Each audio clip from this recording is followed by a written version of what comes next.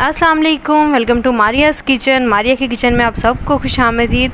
आज मैं बना रही हूँ आप सबके लिए बहुत ही मज़ेदार चिकन टिक्का कढ़ाई। तो चलिए किचन में चलते हैं और देखते हैं इसको बनाने के लिए हमें क्या क्या चाहिए और ये कैसे बनेगी।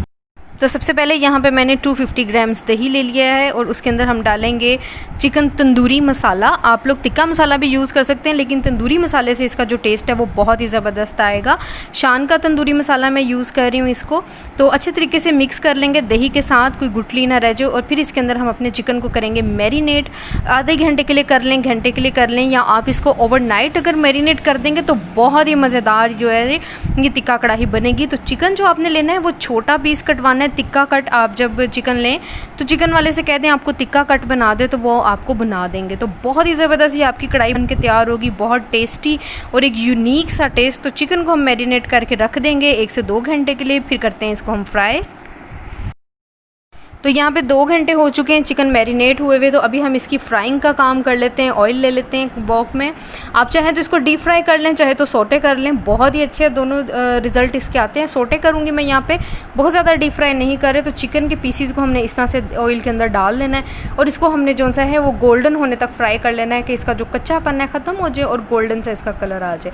बहुत ही यूनिक सी ये एक रेसिपी है, तो आप इसको ज़रूर बनाएँ, ज़रूर इंजॉय करें और अपनी फैमिली के साथ इसको जो है इंजॉय करें। तो यहाँ पर देखें चिकन मैंने सारा डाल दिया है फ्राई होने के लिए। तो अब हम इसको फ्राई कर लेते हैं बहुत अच्छा सा, दोनों साइड से जब तक कलर आ जाए तब तक हमने इसको फ्राई कर लेना है। तो देखें माशाल्लाह अल्हम्दुलिल्लाह हमारा चिकन बहुत अच्छा फ्राई हो चुका है। ऐसा ही हमें चाहिए था, बहुत ज़्यादा हमने इसको डार्क कलर नहीं देना, नहीं तो हमारी जो कढ़ाई है टिक्का कढ़ाई उसका कलर ख़राब हो जाएगा। बहुत ही खूबसूरत कलर आ गया है और ऐसा ही हमें इसका कलर चाहिए था। तो चिकन हमारा बहुत अच्छा सा फ्राई हो चुका है और ये इसका ऑयल बच गया था, थोड़ा ऑयल और ऐड कर लेंगे और फिर इसी के अंदर हम कर लेंगे अपना प्याज फ्राई, क्योंकि हमारे चिकन की स्टॉक जो है वो काफ़ी हद तक इस ऑयल के अंदर ऐड है, तो हमने इसको ज़ाया नहीं करना। तो यहाँ पे लिया है मैंने 2 मीडियम साइज़ के प्याज, जिनको मैंने फाइनली स्लाइस कर लिया है। गोल्डन ब्राउन होने तक हमने इसको बहुत अच्छा सा जो है फ्राई कर लेना है, ताकि ये सोटे हो जाए, क्रिस्टलाइज हो जाए। तब तक हम इसको बहुत अच्छा सा कर लेंगे फ्राई। तो प्याज हमारे जो हैं वो सोटे हो चुके हैं, सॉफ्ट हो चुके हैं बहुत हद तक, और सारा जो चिकन का स्टॉक था वो हमारे प्याज़ों के अंदर ऐड हो गया है। तो हमारा प्याज बहुत अच्छा सा सॉफ्ट हो गया। अभी इसके अंदर मैं ऐड करूँगी टोमेटो प्यूरी। 2 मीडियम साइज़ के टोमेटो हैं, उनकी मैंने प्यूरी बनाई है और इसको हम रोस्ट कर लेंगे अच्छा सा। तो साथ ही इसके अंदर मैं डाल लूँगी 1 टेबलस्पून अदरक लहसुन के पेस्ट का और इसको हमने बहुत अच्छा सा भून लेंगे।